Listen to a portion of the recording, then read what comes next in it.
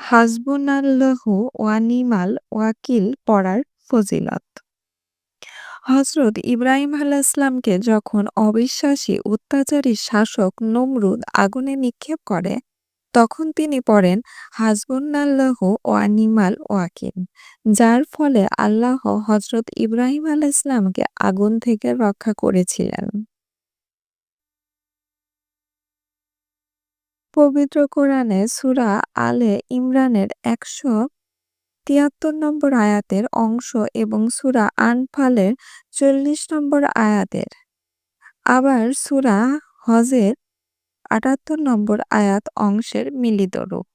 হাসবুনাল্লাহু ওয়া নি'মাল ওয়াকিল, নি'মাল ওয়ালা ওয়া নি'মাল নাসির অর্থ আল্লাহই আমাদের জন্য যথেষ্ট আর তিনিই কত ভালো কর্মবিধায়ক।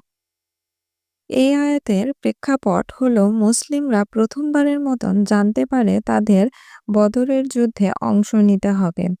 আবু সুফিয়ানের বাণিজ্য যাত্রা, মক্কার কুরাইশদের ১,০০০ সদস্যের বিশাল বাহিনী নিয়ে আগমন, সব তথ্য মুসলিমরা পাচ্ছিল। মুসলিমরা বদরের ময়দানে যুদ্ধের জন্য উপস্থিত হলেও তাদের তখনও প্রস্তুতি চলছিল। এই অবস্থায় সাহাবীদের মানসিকতা কেমন ছিল? আল্লাহ সে প্রসঙ্গে পবিত্র কোরআনে বলেন, তাদেরকে লোকে বলেছিল যে, তোমাদের বিরুদ্ধে লোক জামায়াত হয়েছে, সুতরাং তোমরা তাদের ভয় করো। তখন এই তাদের বিশ্বাসকে আরো দৃঢ় করেছিল। আর তারা বলেছিল, আল্লাহই আমাদের জন্য যথেষ্ট আর তিনিই কত ভালো কর্মবিধায়ক। সূরা আলে ইমরান আয়াত ১৭৩। এটি পড়ার কথা সহিহ হাদিসের মাধ্যমে প্রমাণিত।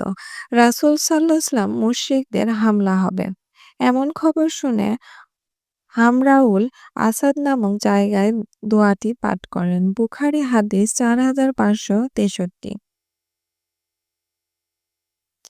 এখানে আল্লাহকে ওয়াকিল বলা হয়েছে। ওয়াকিল মানে হলো অভিভাবক।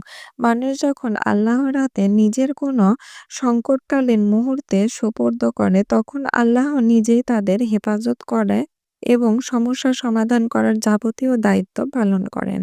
একইভাবে সূরা তওবা ৫৯ নম্বর আয়াতে আছে, আল্লাহ তার রাসূল ওদেরকে যা দিয়েছেন তাতে যদি ওরা তুষ্ট হতো তাহলে বলা হতো, আর যদি বলতো আল্লাহই আমাদের জন্য যথেষ্ট।